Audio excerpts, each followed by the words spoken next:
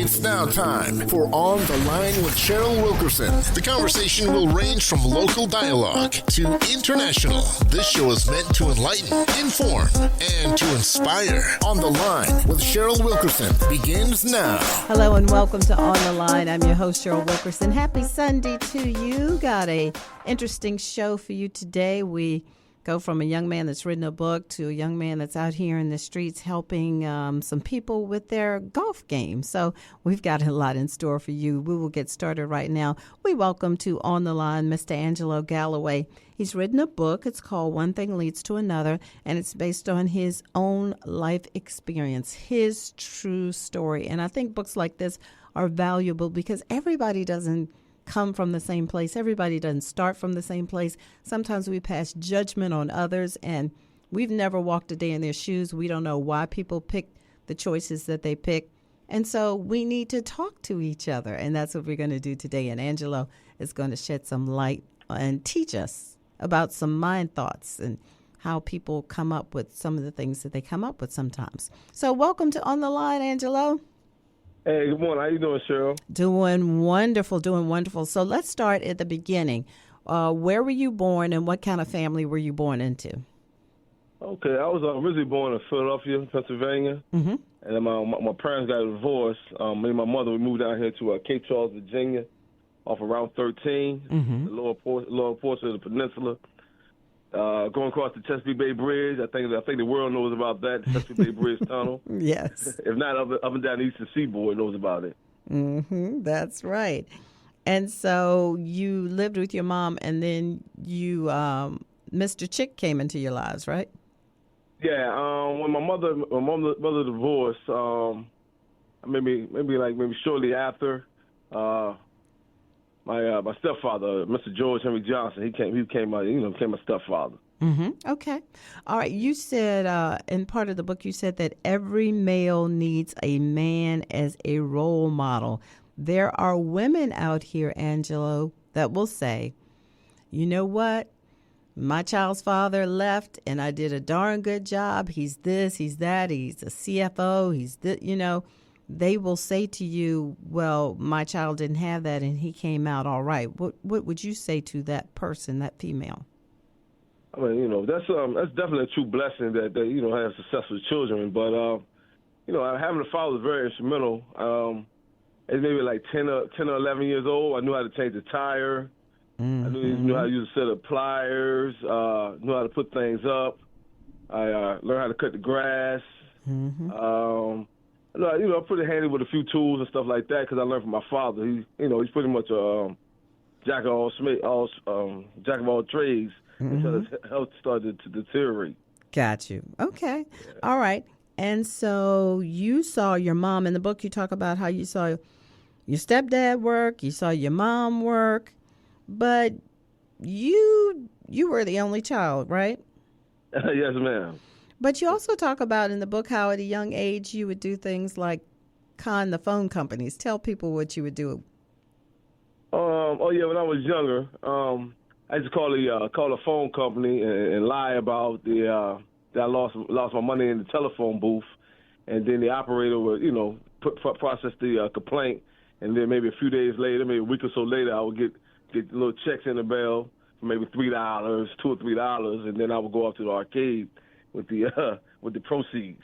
But see, where did that come from when you saw your mom working 3 jobs, when you saw your stepdad working so hard? Where did that come from? Was that you just being mischievous? Was that you being curious? Was that you being, what was that? I think it was, more so being on the mischievous side. I just wanted to be slick to get over. Now that I've found myself, I've read a lot of things about as far as in regards to religion, and then in Islam, it talks about Shaitan, and Shaitan he whispers suggestions in your mind. So even at that young age, Shaitan, whatever you want to call him, he's constantly busy, whispering suggestions to our mindset. So therefore, he leads us to do a lot of mischievous things. Okay. All right. So you also talked in the book about a con artist versus a thief. Explain to the listening audience what the difference is. be honest, both of them pretty much are the same, but more so with con artists. When for me, it was more like just, I looked at it as being funny, just getting over being slick about it. Mm-hmm. And more so I looked at it as more like deceiving people, not really knowing they was being tricked. Okay. And you had those, I had friends that would go into grocery stores and steal, or possibly, teenagers, some of them would start breaking into people's houses. And then being in a little smaller town like Cape Charles, the word was circulated around like, oh, so-and-so's he's a thief, or he goes in the store, he's down there stealing wine out the store, he's stealing candy, or, just stuff like that. So to me, I pretty much, as far as being deceitful, was a little bit more, I was hiding being deceitful, it seemed like more beneficial because nobody really knew you was a crook. You know what I mean? Instead of somebody just out blatantly calling you a crook, or they didn't want you around because they knew outright that you would take things that didn't belong to you. So I never ever thought about that before until you wrote about that. And so you did end up in Virginia Beach, and you became an entrepreneur, correct? Yes, ma'am. I owned a record store off of Newtown Road. It was called Notorious Records. I opened it like in the 90s when I got out of the military.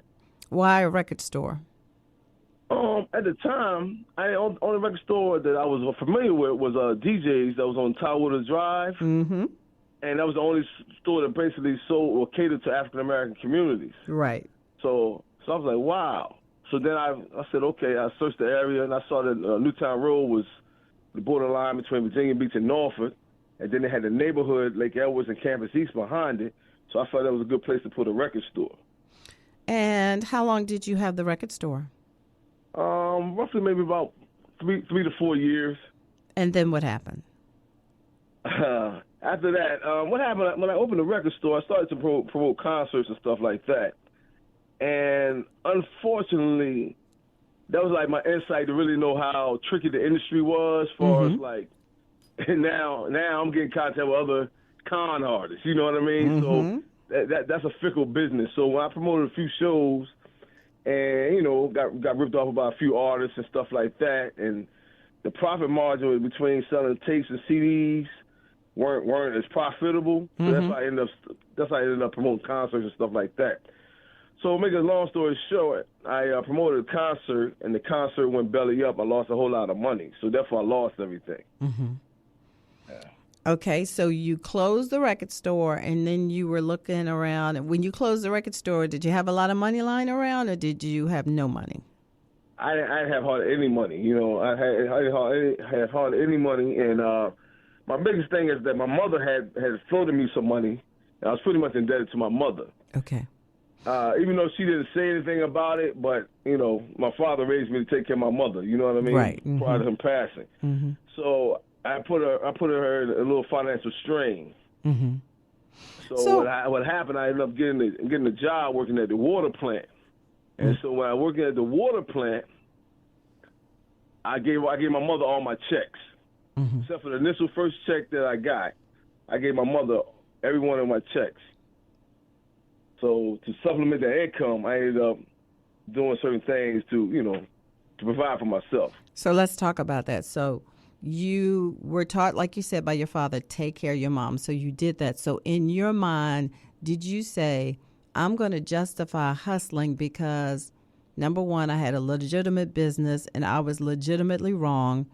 Number two, I am giving my mother money, paying her back. So it's okay for me to go out here and hustle? Or did you feel bad about it? Or did you just say, oh, it's just something I have to do right now? Teach me your mindset at that time. Okay. My mindset was really,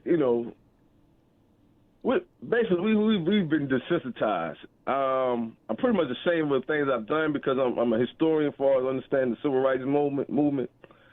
And we're supposed to love your black people and stand up right for us. We're righteous people. We're God-fearing people, and we're going to do the right thing. We're going to save our community.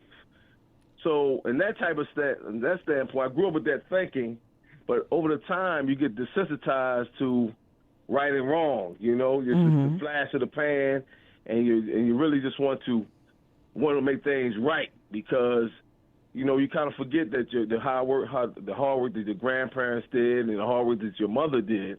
So you So push right that now, aside in your mind. you push that aside, push that thought aside, and then you go for the quick fix. But And are you not afraid of being hurt or killed? Does that enter into it? Nah, I didn't really, because only reason I really didn't have that fear is because I went to the military. Mm-hmm. And so I did 6 years in the Army. Mm-hmm. So when it comes to that, I've been in Desert Storm, I traveled abroad, and I've seen a few things. So really, pretty much, when you come up in the military, you almost have a no fear mentality. Okay. Mm-hmm. So it's just like, there's no fear, no holds barred. This is the goal I want to achieve, and this is what I'm gonna have to do. Okay. How did you get out of that? Well, I kind of got out of it. I ended up getting incarcerated. Mm-hmm. I ended up getting incarcerated. I ended up doing 12 years in prison. Let me ask you this. Uh-huh. When you're doing it, you explained to me just now how you think you're invincible, but do you also think you won't get caught, or do you live with the fear that every time you're doing it, you think, oh, man, I could get caught doing this? You think about that? Mm-hmm. It's wild what you just said. Now that I'm out here selling this book and promoting this book, when I ride, when I'm driving, and the police get behind me, mm-hmm. I don't have no worries. You know what I mean? Right. I'm thinking, I'm just like the euphoria. I'm like, oh my God, this is. I never really thought about that in my previous life, because it was like, I understand that there was a type of a fear. It's almost like you numb. It's almost like you numb to that situation. But now when I reflect to it, I'm like, wow, man. I don't have any type of nervousness. If you pull me over, I'm not worried about anything. Mm-hmm. You know what I'm saying? I got you. That's a great feeling. But when you're in the midst of that thing, you're kind of like numb. Money kind of like numbs you to that thing, and it even makes some people think they're invincible. I hear you. That's a word right there. So I'm speaking with Angelo Galloway. He's written a book. It's called One Thing Leads to Another. Now, Angelo, I'm totally honest on my show, so part of this book I couldn't really get into parts of it, but I was really interested into getting into your mind about why you decided to hustle. Like I said, especially coming from hardworking parents and how you got out of it. I think that's a great story in itself. And we just have a few minutes left, but I want you to talk to the young folks out there that are listening, that think they're invincible, that think they know it all. What is your word for them? One word I have for the audience is protect your integrity. You know what I mean? You never want to compromise your integrity. And the integrity, a lot of people might don't know the definition, but it's like being honest with yourself when no one else is looking. Mm-hmm. And you definitely want to be honest with yourself. And then, main thing to the young people, never put yourself in a position where your mother and your father can't help you. If you go out here, you're into the gangs, you're into the drugs, mm-hmm. you'll find yourself in a situation that your mother and your father can't get you out of. And being in jail is a bad place to be, a terrible place. And you really don't know how you're going to be mm-hmm. until you're in that situation. Mm-hmm. A lot of people think you can physically handle prison. Mm-hmm. Prison is more of a mental thing. Okay. People go through it in prison. Your time goes on. Time doesn't stop. Parents get deceased. People get sick. You can't help them out. And then when you come out, come from under that situation, your life then moved on. You're like standing still where life is, for my situation, 12 years ahead of me. I'm just not catching up, Mm-hmm. So, mm-hmm. And quickly, what word do you have for parents that they see their child going down the wrong road right now, today, Angelo? They see this, and they've been talking till they, quote, turn blue in the face, and their child is still going down the wrong road. What advice do you have for that parent? Oh, for that parent, to be honest, you're going to just have to be through them. Because a lot of times the child has to go through it.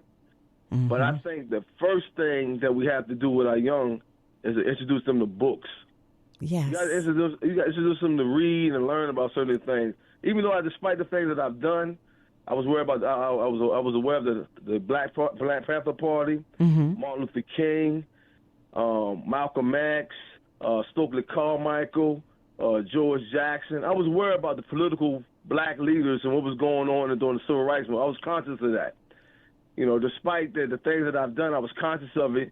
And now that I'm older and I went through what I went through, I really appreciate the sacrifices that the civil rights movement have done for the African American community. A lot of times we forget about that, Right. in the run of things. So just give them books and introduce them to themselves. Even though they're doing that type of negative thing, and they're just promoting them that knowledge is power, and even just reward them. Say, hey, listen, you read this book right here, I'm going to give you $20. Mm-hmm. Make that a chore. So when the kids that come up and say, Dad, I just read this book, and you reward them with something because they accomplished something. Because the first feeling of accomplishment that I ever felt was finishing a book. Wow. I love that. And March is National Reading Month. I'm going out to some of the schools and reading. I want you, the listening audience, to call some schools around you, volunteer to go out for an hour in the morning and read to a classroom. They have some books. If you don't have a book, you can read to a class. You can read to a class or two. The schools so appreciate when you go in. So you all please do that for me. Angelo Galloway, you have been a great guest. You've opened their eyes because, like I said, everybody doesn't grow up the same way. And it's just interesting to get people's mindsets about why they did things, what you were thinking, at the time. It's not about passing judgment on people. It's about learning. So I want to thank you for being on the show today. Hey, thank you. I appreciate it. And one thing I want to say, when on the opening pages of the book, I pulled a Tupac.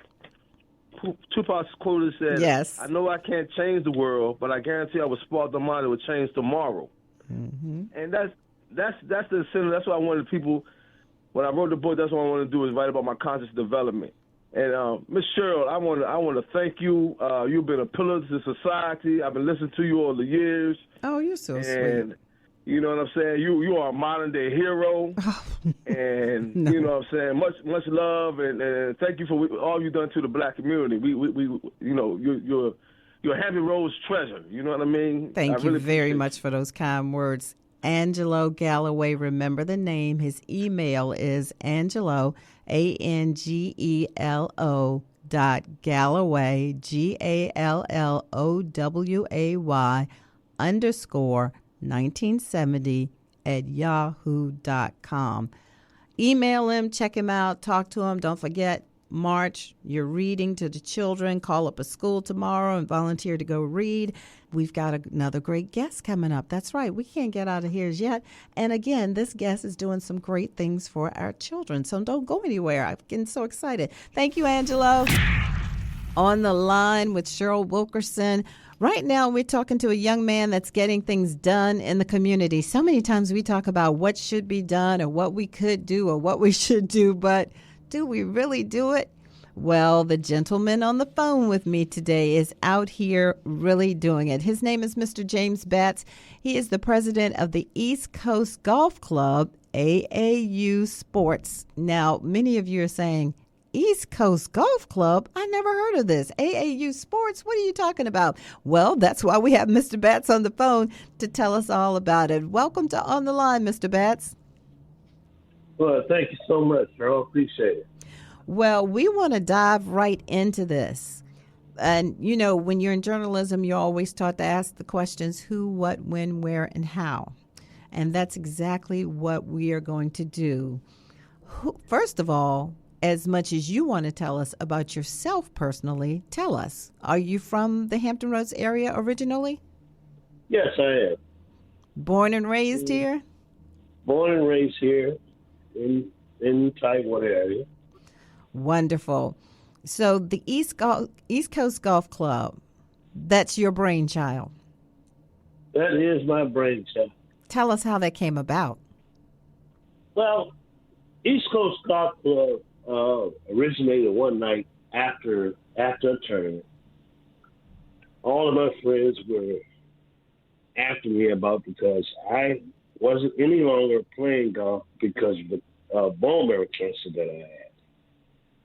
So everyone said, well, JB, you have a solid golf game. Why don't you teach the game of golf? So another friend of mine said, well, why don't you do AAU sports? Mm-hmm. So I began to do research on AAU sports and golf, Come to find out, there was anybody in the country doing AAU sports and golf at that particular time. Nobody? No one. Wow, So, that left it wide open for you then, huh? yeah, left it wide open. So I began to do the research, and after finding out that there was no one in the whole United States doing golf and as far as AAU sports, I began to pursue it to find out exactly what would it take to get some of these boys and girls together and form a golf club. Mm-hmm. So by doing all of that, for the last 3 years, I've been working very hard to pursue this dream that I have. Okay. And the dream is to monopolize the whole East Coast, the whole 13 states. You said monopolize? Yes. I like that. How are you going to monopolize it? Well, I am trying to get each and every state to get their schools together, and especially minorities, to join in this adventure with AAU golf. Mm-hmm. Is that hard? Is that hard to get that? Point, yes? Yes, it is so hard. At this point, some people hear me, some people talk as if I'm wasting my time. But I said to myself, irregardless to the negativity that's out there, I'm going to continue to pursue it until the job is done. Why is it so hard? What are the objections that you get? Well, what's happening, everybody thinks that it would never work. That's the negativity part. But why? Why are they saying that? Well, because golf and minorities have never mixed, Cheryl. Over 100 years, the negativity with golf and blacks, it's just not there. But the same could be said about hockey, or the same could be said about swimming. And now we have a general manager in hockey that's black. I mean, people always say that about black people, but it's proven to be incorrect time and time again. Well, that's what I'm trying to do. Prove them wrong. That's the whole thing. Okay. All right. So tell me about your campaign. How do you go about contacting them? What are you telling them? What are your selling points? Well, in the last 2 years, I have contacted every school board. I've contacted every city council.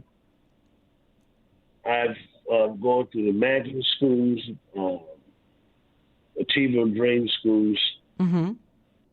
And it's just a hard thing to get people to understand that the integrity of golf, once you figure out what that is, I mean, it's just a beautiful game to play. Mm-hmm.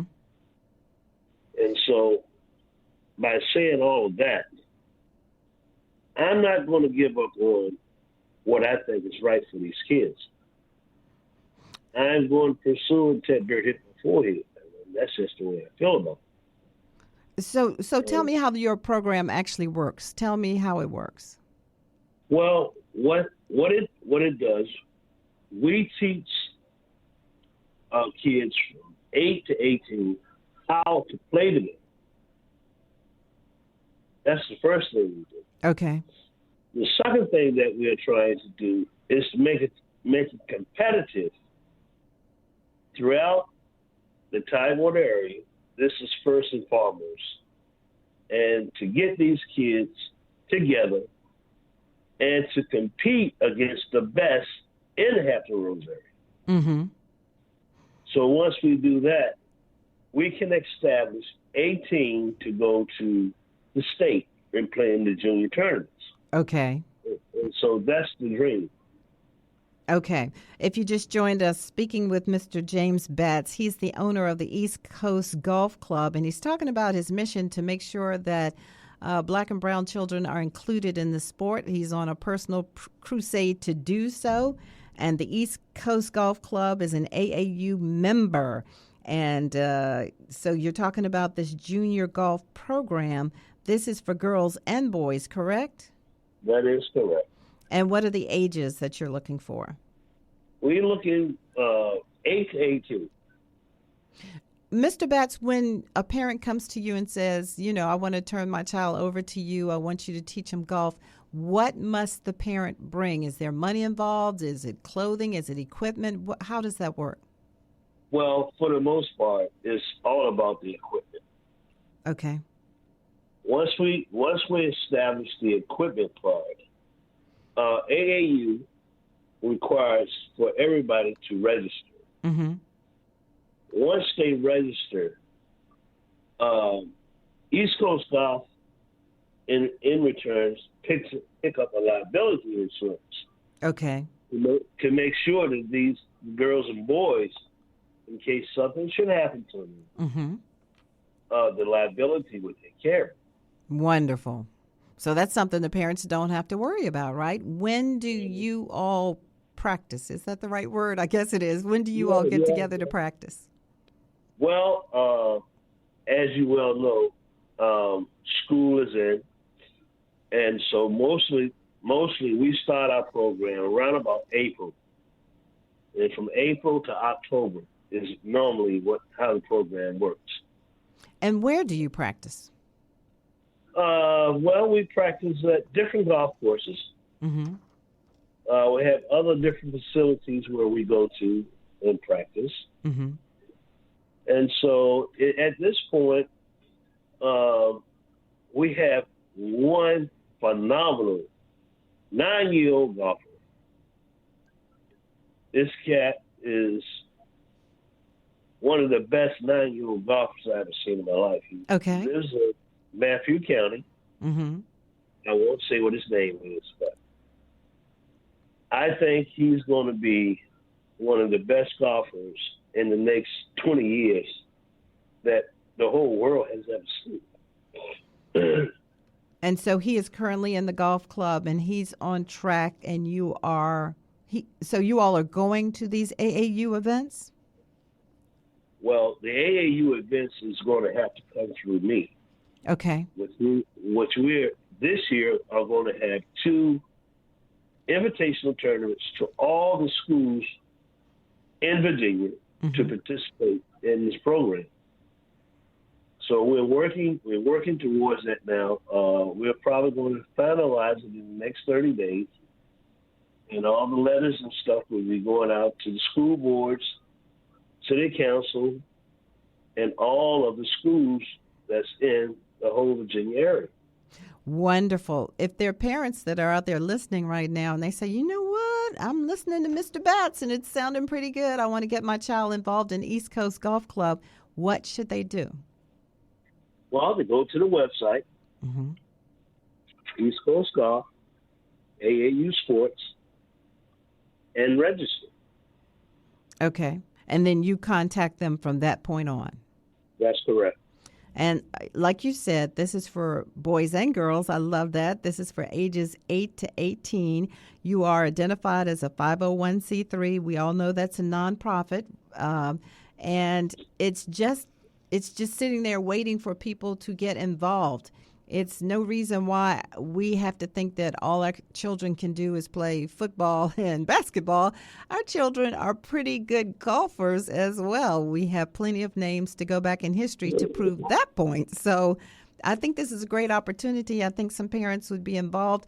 I want to give out the phone number so you all can call Mr. Batts. It is area code 757-593-3356. One more time. 757-593-3356.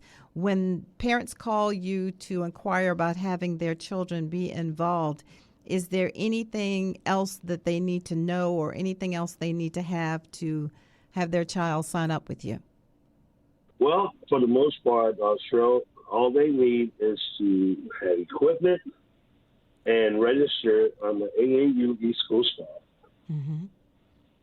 And that's it for the most part. How many children have come through the program? Just a broad estimate. Right now, it's been as many as 25. That is awesome. Those are some lives you have impacted right there. That's great. Yeah, we're looking forward to this year to actually develop a team. Okay. And with this team, it's like I said earlier, we're going to go to some of these junior Virginia State tournaments. Mm-hmm. And under our umbrella, East Coast Golf, AAU Sports, we're going to try to make a name for ourselves. Well, I believe that you are going to do it. I want to thank you for joining us today. You've been listening to Mr. James Batts. He is the owner. The phone number again, 757-593-3356, East Coast Golf Club, LLC. They are an AAU member. They're trying to participate in their junior golf programs. It's for boys and girls. They have a website, eastcoastgolfclub.org. They're a 501c3. And Mr. Batts, my hat goes off to you for taking care of my children. I love that. Well, thank you so much for having me, Cheryl. Appreciate it. No problem whatsoever. Stay in touch and let us know how it goes, okay? Okay, well, certainly will. Thank you so much. See, there are things going on in the community that you don't know about. It's a great idea. Get the boys and the girls involved. I'm telling you, it's only a positive. So check out Mr. Batts and his golf club. Cheryl Wilkerson on the line.